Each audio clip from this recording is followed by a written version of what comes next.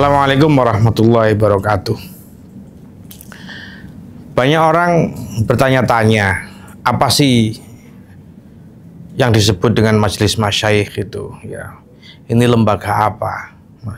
Namanya menakutkan, majelis masyayikh ini. Berarti forum para kiai yang paling kiai, gitu. Forum para sesepuh pesantren. Kita untuk memahami majelis masyayikh ini perlu menengok ke belakang di dalam sejarah penyusunan undang-undang pesantren ya, yang waktu itu masih menjadi draft tahun 2017, tahun 2018 ya, terutama sekitar tahun 2018 sampai 19 itu. Jadi undang-undang pesantren ini lahir salah satunya adalah karena perbincangan dan pencarian konsensus antara pesantren dan pemerintah. Semua komponen yang ada di undang-undang itu sudah disepakati. Misalnya soal komponen fungsi pesantren, misalnya soal arkanul ma'ahid atau rukun-rukun pesantren sudah. Tinggal satu hal, yakni soal kehadiran pesantren. Soal kehadiran pemerintah untuk pesantren, kehadiran negara untuk pesantren. Negara itu bisa hadir, tentu sebuah kebijakan itu tentu berbuntut kepada anggaran. Saya kira prinsip umum kebijakan itu kita sudah pahami bersama. Kalau kebijakan itu lahir, berarti harus diikuti oleh anggaran. Negara hadir untuk pesantren melalui kebijakan undang-undang ini, maka kemudian juga ada anggaran yang hadir untuk pesantren. Ketika negara ini anggarannya hadir untuk pesantren baik melalui APBN maupun APBD, maka kemudian harus ada tolok ukur keberhasilan dana APBN atau non APBN dan APBD ini ketika sudah disampaikan kepada pesantren, diberikan kepada pesantren. Nah, ukurannya apa? Ketika pesantren itu menjalankan fungsi pendidikannya, maka ukuran keberhasilan dari dana yang dikucurkan oleh pemerintah ini berarti keberhasilan pendidikan. Bagaimana mengukur keberhasilan pendidikan? Ya, tentu melalui ukuran-ukuran tertentu. Yang kalau di pendidikan misalnya di pendidikan yang ada di bawah Kemendikbud misalnya, itu ukurannya ada melalui akreditasi. Yang akreditasi itu dilakukan melalui asesmen. Yang asesmen itu waktu itu banyak dilakukan dengan cara yang kuantitatif. Apa maksudnya kuantitatif? Ya, keberhasilan. Salah satu komponen keberhasilan kependidikan itu ketika misalnya rasio murid dan ruang kelas seimbang. Kalau di pesantren misalnya rasio kamar mandi dan santrinya seimbang. Rasio antara komputer dan muridnya seimbang. Nah, waktu itu pesantren menolak keras dengan standar yang semacam ini. Kita tidak bersedia kemudian didatangi oleh orang-orang, maksudnya asesor ya, yang datang, orang-orang yang tidak memahami pesantren, membawa formulir, kemudian dicentang-centang begitu kan. Apakah di sini kamar mandinya berapa, santrinya ada berapa? Oh, ternyata tidak seimbang, kamar mandinya 2, santrinya 200 misalnya. Nah, kalau diukur dengan cara yang demikian, pesantren itu yakin ya berarti tidak ada yang bermutu, begitu kan? Berarti tujuan pendidikan ini tidak berhasil, begitu. Nah, dan itu juga rasa keadilannya tidak terbangun karena pesantren itu didirikan oleh para kiai, oleh para masyarakat, mostly kebanyakan dengan tanpa kehadiran negara sama sekali, tetapi kemudian tiba-tiba negara datang melakukan evaluasi terhadap apa yang sudah dibangun oleh para kiai begitu. Lalu kemudian terjadi tarik menarik. Pesantren enggak mau kita kalau kita itu diukur keberhasilannya secara kuantitatif semacam itu. Kalau misalnya pelajarannya alfiyah terus kemudian diukur keberhasilan pemahaman dan hafalannya alfiyah, monggo. Tapi kalau diukur secara kuantitatif semacam itu bukan ukuran yang biasa dipakai dunia pesantren yang cenderung substantif.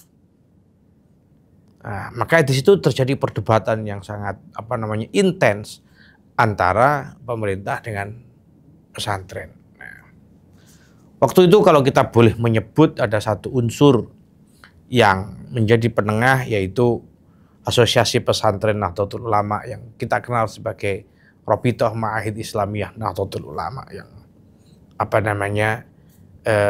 banyak memberikan pendapat dan ikut mengawal pada proses bagaimana mencari konsensus, mencari titik temu antara dunia pesantren dan dunia pemerintah ini, dunia birokrasi ini. Maka kita juga harus menyebut satu nama penting waktu itu, yaitu Pak Dr. Zayadi yang intens juga sebagai Direktur Pendidikan Diniyah dan Pesantren. Maka kemudian muncullah satu tawaran yang menjadi titik tengah yang bisa membahasakan bahasa birokrasi kepada pesantren dan sebaliknya, memberikan mengkonversi bahasa atau aspirasi pesantren kepada dunia birokrasi.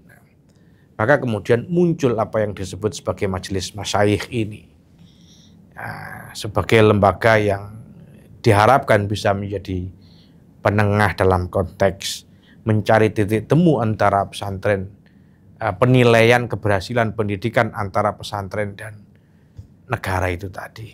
Begitu. Itu kira-kira sekilas.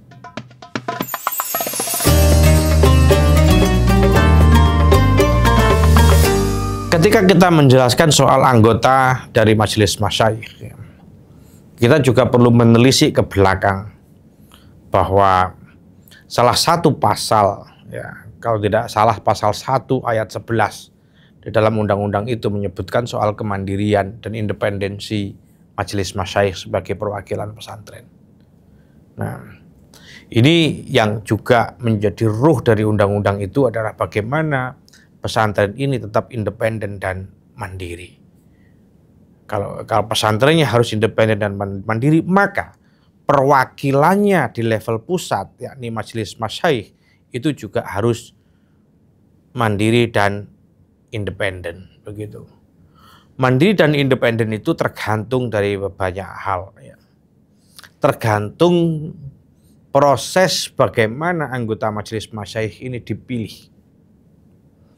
Maka disusunlah satu regulasi turunan dari undang-undang itu yang disebut sebagai Peraturan Menteri Agama, yang menyebutkan bahwa Majelis Masyayikh itu dipilih oleh perwakilan pesantren, dalam hal ini asosiasi pesantren besar itu. Mereka berkumpul menentukan ahlul halli wal akdi, yang dari sini digodok calon anggota Majelis Masyayikh, begitu. Nah, ini kita berbicara soal proses. Jadi yang berperan mempunyai hak untuk memilih Majelis Masyayikh adalah ahlul halli wal akdi, yang terdiri dari asosiasi-asosiasi pesantren, dari perwakilan-perwakilan pesantren. Nah, lantas bagaimana saja personifikasi dari anggota Majelis Masyayikh ini, Kalau di pesantren dan di Ma'had Ali itu ada 9 takhasus, maka setidak-tidaknya anggota Majelis Masyayikh ini mewakili 9 keilmuan. Nah, itu yang pertama, maksudnya setiap Majelis Masyayikh anggotanya itu mewakili satu disiplin keilmuan. Walaupun pada kenyataannya juga satu anggota Majelis Masyayikh beririsan antara mewakili keilmuan dan mewakili hal yang lain, misalnya soal kedaerahan, berdasarkan persebaran dunia populasi pesantren, berdasarkan populasi pesantren yang ada di Indonesia ini. Maka kemudian populasi yang banyak, misalnya Jawa Timur, Jawa Tengah, Jawa Barat, itu masing-masing memiliki 2 anggota majelis masyayikh. Sedangkan yang tidak begitu banyak itu diwakili oleh 1 majelis masyayikh. Jakarta diwakili oleh 1 majelis masyayikh, Aceh diwakili 1, Indonesia Timur, Makassar dan sekitarnya itu diwakili oleh 1. Begitu. Nah, jadi setiap anggota dengan demikian mewakili representasi keilmuan dan representasi kedaerahan. Anggota majelis masyayikh ini adalah ketika diangkat itu sekurang-kurangnya ada 9 dan sebanyak-banyaknya 17 anggota. Nah, jadi ahwa itu kemudian menentukan siapa saja yang menjadi calon anggota majelis masyayikh, dan kemudian tugas Menteri Agama untuk mengukuhkan dan mengangkat. Ya. Ini kita harus pahami ini sebagai bentuk dari amanat undang-undang bahwa independensi pesantren melalui majelis masyayikh itu harus dijaga, dan oleh karena itu perwakilannya juga dipilih melalui proses pemilihan ahwa yang mewakili pesantren. Dan secara administratif itu tugasnya Menteri Agama untuk mengukuhkan. Begitu. Saya kira begitu. Secara sederhana dan singkat.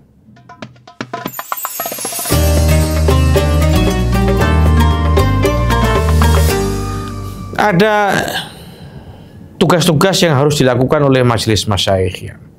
Ada tugas, ada wewenang, ya kan, ada fungsi, begitu. Nah, yang terutama adalah bagaimana majelis masyayikh ini bisa mewujudkan sistem penjaminan mutu di pesantren. Ya.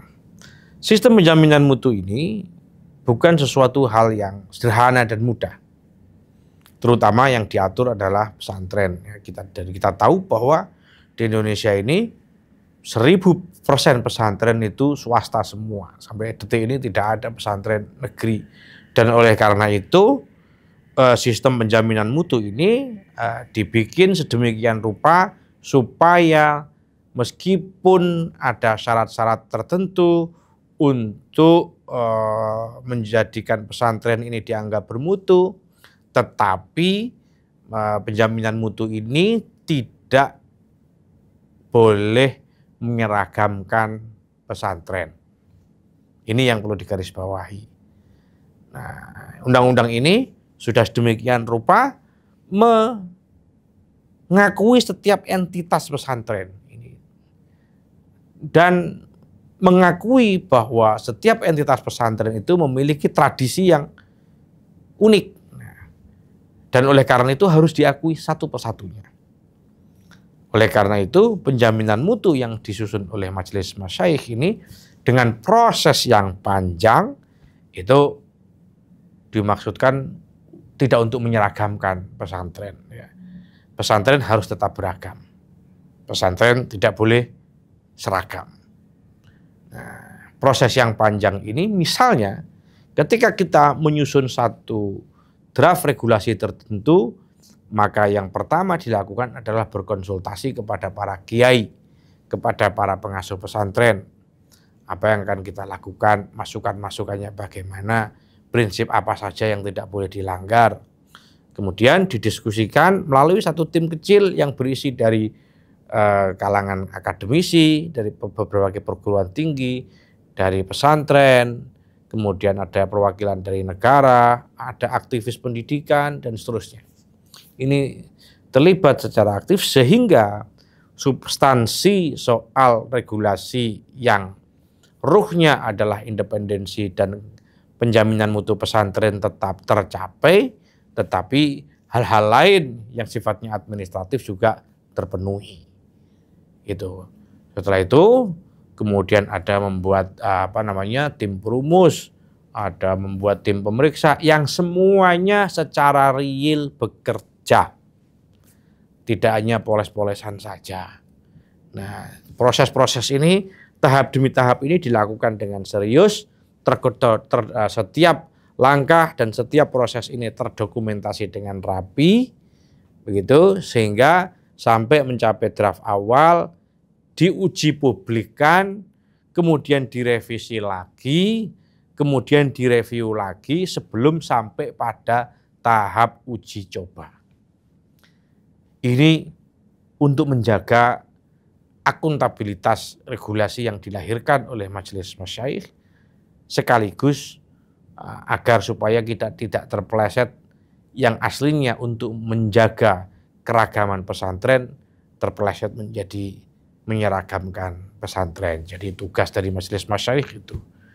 Dan yang lain, tugas yang lain yang tidak kalah penting adalah bagaimana kemudian Majelis Masyayikh memberikan legitimasi administratif tetapi juga substantif kepada guru-guru, ustadz dan ustadzah yang ada di pesantren untuk bisa mengajar menjadi muhadir tetap ya di berbagai mahat ali dan di berbagai pendidikan pesantren itu, di berbagai marhalahnya. Nah, sehingga kemudian guru-guru di pesantren meskipun mereka tidak mempunyai ijazah formal, ya mereka bisa mengajar secara formal ya setelah melalui berbagai proses yang dirancang oleh Majelis Masyayikh. Kita tahu di dunia pesantren itu banyak orang yang berilmu tinggi tetapi tidak mempunyai ijazah formal. Kewajiban kita untuk menghadirkan dan menempatkan para insan pesantren yang mutabakhir itu di tempat yang layak dan semestinya, tanpa harus terhambat dengan administrasi-administrasi yang kadang terasa rumit bagi pesantren. Dan fungsi yang lain yang saya kira adalah bagaimana kemudian syahadah atau ijazah yang dikeluarkan oleh berbagai pesantren ini dianggap sah oleh negara, dianggap setara dengan negara dan tidak ada diskriminasi, tidak ada perbedaan perlakuan, tidak ada segregasi antara dunia pesantren dan non pesantren. Ya, sehingga kemudian pesantren ini mempunyai hak yang sama. Para santri ini mendapatkan hak-hak sipilnya ketika mereka ingin berkhidmah untuk negara maupun ketika mereka ingin masuk ke dunia kerja maupun ketika mereka ingin masuk ke pendidikan lanjut ya asal memenuhi syarat ya yang jelas mereka mau kemanapun syarat administratif ya lulus dari pesantren itu tidak boleh menjadi hambatan administrasi. Begitu kira-kira.